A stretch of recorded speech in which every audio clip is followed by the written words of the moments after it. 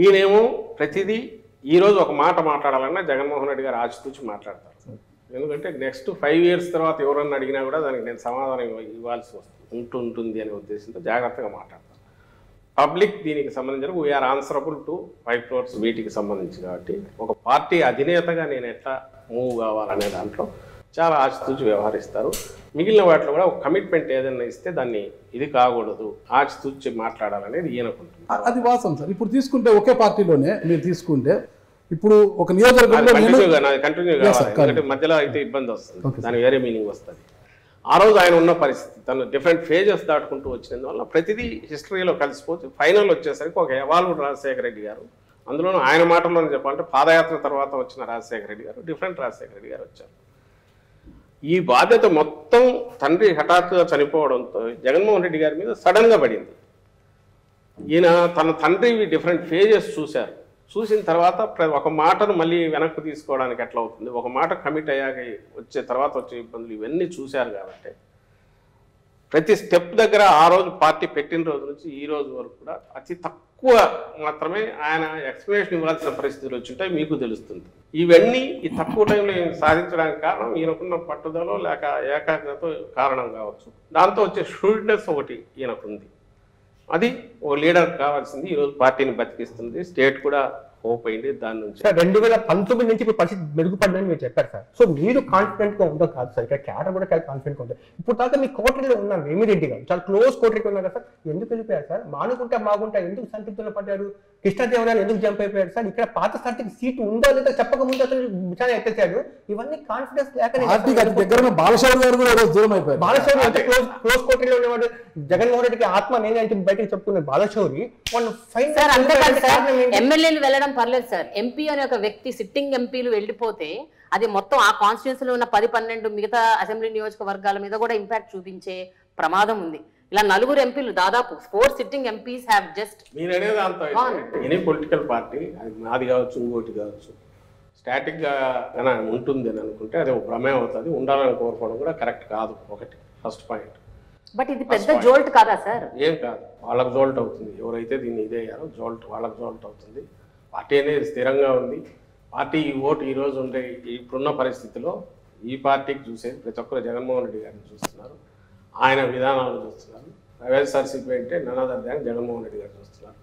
ఆయన సెలెక్ట్ చేసి ఆయన ఎంపిక చేసే ప్రక్రియలో పూర్తి డెమోక్రటిక్గా అక్కడ ఏరియా అవసరాలను పొలిటికల్ వీటిని దృష్టిలో పెట్టుకొని చేస్తున్న క్యాండిడేట్స్ ఉన్నారో వాళ్ళు గెలుస్తారు. ఎవరైతే ఈ జర్నీలో కొత్తగా వచ్చేవాళ్ళు కావచ్చు, ఉన్న వాళ్ళను ఎవరైనా మేము మార్చాల్సినప్పుడు వాళ్ళు హర్ట్ అయ్యి కొంత డెసిషన్స్ తీసుకోవచ్చు. అల్టిమేట్గా ఈ రెండు any political party cannot be A static one. ఉంటే అది స్టాగ్నేట్ అయిపోతుంది. వచ్చేవాళ్ళు వాళ్ళు స్వచ్ఛందంగా వచ్చేవాళ్ళు వాళ్ళు వస్తుంటారు, హర్ట్ అయిన వాళ్ళు ఇంకో ప్రయత్నం చేస్తుంటారు, ఇంకొక లేదా అట్లాగే ఉండి లీడర్ మీద హోప్తో ఉండేవాళ్ళు ఉంటారు. అల్టిమేట్ డిసైడ్ చేయాల్సింది, డెసిషన్ తీసుకునేది, దాని ఫేట్ డిసైడ్ చేసేది కింద పబ్లిక్ ఎవరైతే ఉన్నారో వాళ్ళు మాకు పాజిటివ్గా డిసైడ్ చేస్తున్నారు కాబట్టి మేము ఈ స్థితిలో ఉన్నాము. అలాంటి పరిస్థితి లేదు కాబట్టి మందలాగా వచ్చి జనసేన వాళ్ళు అట్లా పక్కకి వెళ్ళిపోవడమో లేదా ఓ సత్రంలో 2 రోజులు ఉండిపోయినట్టు షెల్టర్ కోసం ఉండిపోయినట్టు టీడీపీ వాళ్ళు బీజేపీలో ఉండి రేపు మళ్ళీ ఇక్కడికి రావచ్చు, అవి జరుగుతున్నాయి. అలాగే ఇప్పుడు వాళ్ళు టికెట్లు చేస్తున్నప్పుడు అక్కడ కూడా ఇలాంటివి జరిగే అవకాశం ఉంటుంది. ఆల్రెడీ మా డోర్ నాక్ చేస్తున్నారు, ఫోన్లు వస్తున్నాయి, మేము వస్తామని. వాళ్ళని అందరినీ ఎక్కడ అకామిడేట్ చేయలేము కాబట్టి మేము కూడా పెద్దంత రిలక్టెంట్గా ఉన్నాం. మా కాన్ఫిడెన్స్ వచ్చేది వీటన్నిటి నుంచి. వీఆర్ నాట్ నీజర్ రియాక్షన్స్ మా దగ్గర ఉండవు. మీరు ప్రజా అవసరాలు సలహాదారు, ప్రభుత్వానికి ఒక సలహాదారు, ప్రజా అవసరాలు పార్టీకి అయితే ప్రధాన కార్యదర్శి అనుకుంటాను. ఇప్పుడు ప్రభుత్వం తీసుకునే ప్రతి విధానపరమైన అంశాల్లో కావచ్చు, ప్రభుత్వ అంశాల్లో కావచ్చు, మీరు ఎక్కువ ఫోకస్ అవుతుంటారు, ప్రతిదీ మీరే అడ్రస్ చేస్తుంటారు అనమాట. అంతగా ఇంట్రెస్ట్ ఉంటే ఒక ఎమ్మెల్సీ తీసుకొని మంత్రి పదవి తీసుకొని కూర్చోవచ్చు కదా. అలా కాకుండా సజ్జల సకల అనే ఒక ప్రాస ఎందుకు తీసుకురావాలంటున్నాను సార్?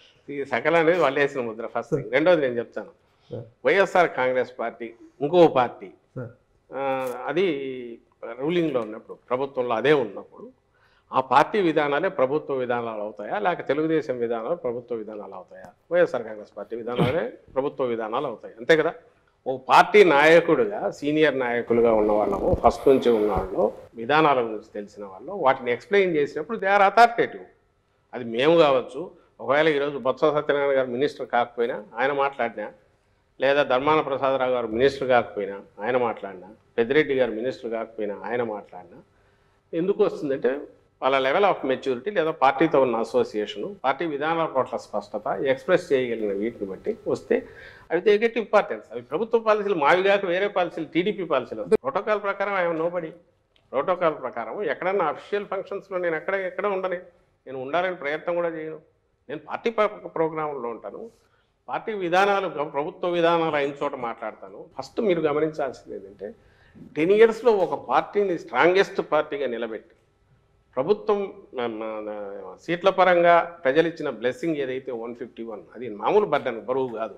అది పవర్ ఎంతనో బరువు కూడా అంతే. 101 సీట్లు గెలిపించారంటే ఎంటైర్ స్టేట్ అంత హోప్స్ పెట్టుకుందని, వీటిని డెలివర్ చేయడానికి ఆయన రౌండ్ ది క్లాక్ ఫోకస్ పెట్టి పని చేయకుండా అయితే